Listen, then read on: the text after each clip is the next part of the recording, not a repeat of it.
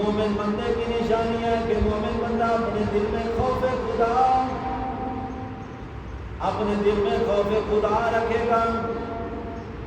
ہر کام کرنے سے پہلے 1000 بار سوچے گا بھائی مجھے اپنی زندگی کے ایک ایک لمحے کا حساب کل قیامت والے دن اللہ کی بارگاہ میں دینا پڑے گا. سامعین محترم، خوش قسمت ہیں وہ لوگ جنہوں نے اپنے دل میں خوف خدا پیدا کر لیا، جن کے دلوں میں خوف خدا بیٹھ گیا. اللہ کا ڈر، اللہ کا خوف جن کے دل میں پیدا ہو گیا. رب کے قرآن نے ان کے لیے جنت کا اعلان فرمایا ہے.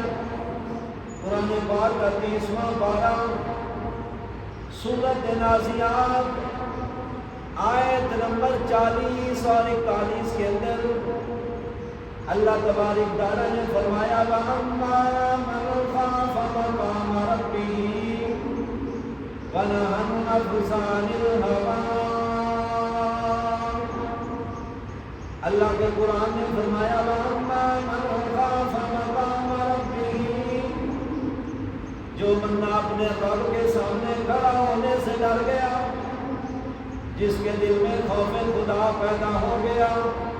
وَنَهَى النَّفْسَ عَنِ الْهَوَىٰ، اس نے اپنی خواہشات کو ترک کر دیا، اپنے نفس پہ قابو پا لیا، اپنی خواہشات کے پیچھے نہ چلا، بلکہ ہر بات اپنے رب کی مانی، ہر حکم اللہ کا مانا، ہر حکم اللہ کا مانا، اپنی خواہشات کو چھوڑ دیا، اپنی من مانی نہ کی، بلکہ سامعین محترم اللہ کے قرآن کی بات مانی.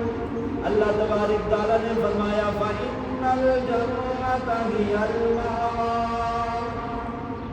جب وہ بندہ دنیا چھوڑ کے جائے گا، جب وہ بندہ اپنے بیوی بچوں کو، اپنے والدین کو، دوست احباب کو، رشتہ داروں کو چھوڑ کر اللہ کے پاس جائے گا، جب اس بندے کی موت آئے گی، اللہ تبارک تعالیٰ کا قرآن فرماتا ہے فَإِنَّ الْجَنَّةَ هِيَ الْمَأْوَىٰ.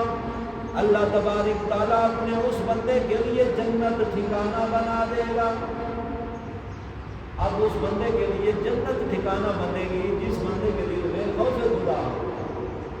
تو سامعین محترم، خوف خدا پیدا کرنے کا یہ پہلا صلہ ہے. اللہ تبارک تعالیٰ نے اس بندے کے لیے جنت کا اعلان کیا.